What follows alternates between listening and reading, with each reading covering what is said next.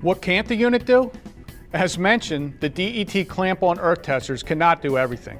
You would still need a fallout potential tester to measure a single ground rod or system not energized, or attached to the system.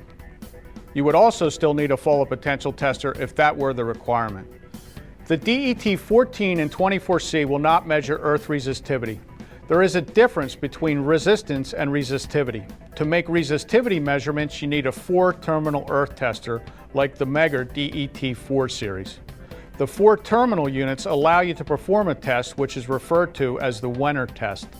This test was developed in 1915 by Dr. Frank Wenner and is still the standard for earth resistivity today. Earth resistivity is typically done before construction. The results from this test will allow you to determine the best place to put a ground system, as you are looking for low earth resistivity, meaning it will take less material to get to an acceptable ground. High resistivity impedes corrosion. This is important information to cathodic protection people. In summary, the DET14 and DET24C were developed with a goal in mind. That goal was to be the best clamp-on ground resistance tester available.